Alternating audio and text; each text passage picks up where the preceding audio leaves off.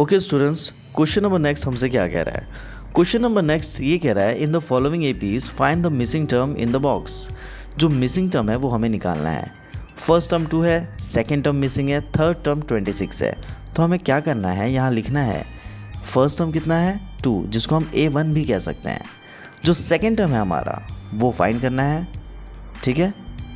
A2 हमें नहीं पता, और ये क्या है, ये है A3, ठीक है। हम ये वाला फॉर्मूला लगाएंगे, an = a + n - 1 × d। जब भी मिसिंग टर्म निकालना रहेगा तो वो इससे निकलेगा। कैसे देखते हैं।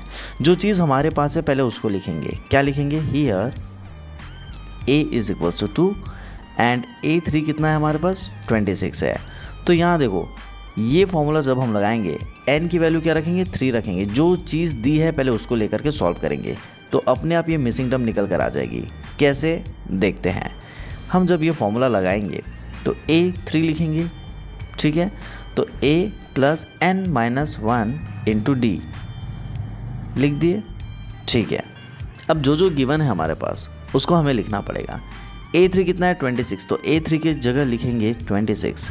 A की वैल्यू पता है क्या, हाँ जी 2 है, प्लस n - 1 × d।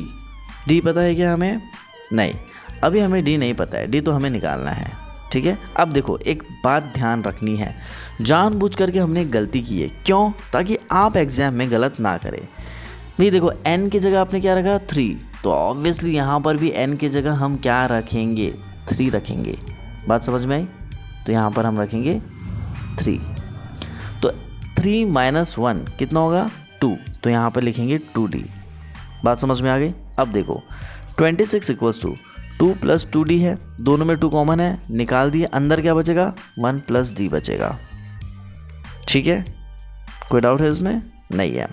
और यहाँ पे हमारा बचेगा 26।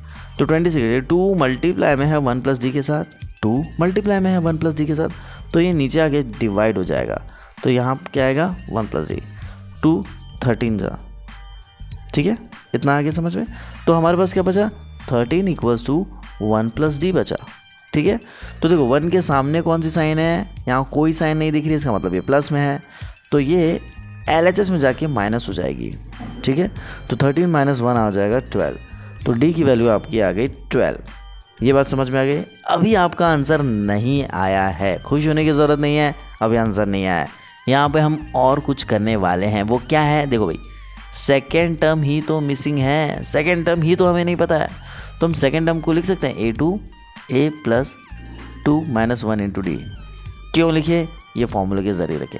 अगर आप n की जगह 2 रखोगे तो यहाँ पर भी n की जगह क्या रखना पड़ेगा 2, तो ये वाली चीज़ आ जाएगी 2 थोड़ा सा। अब ठीक है, ये बात समझ में आ गई, ठीक है। अब देखो A2 की वैल्यू निकालेंगे। A की वैल्यू कितनी भैया 2 है, रख दो। 2 - 1 आजकल 1 चल रहा है, तो d का d बच जाएगा। 2 - 1 कितना को 1, 1d को अपन d भी लिख सकते हैं, ठीक है। और d की वैल्यू यहाँ कितनी आई है 12 आई है। तो इसको हम फर्दर जब सॉल्व करेंगे तो 2 + 2 का 2 लिखे, प्लस का प्लस लिखे, d की वैल्यू है 12। इसको जब सॉल्व करेंगे तो 14, मतलब A2 जो सेकेंड टर्म मिसिंग था वो कितना आ गया 14 आ गया। तो टीचर को खुश करने के लिए लिखना पड़ेगा हमें, हैंस द मिसिंग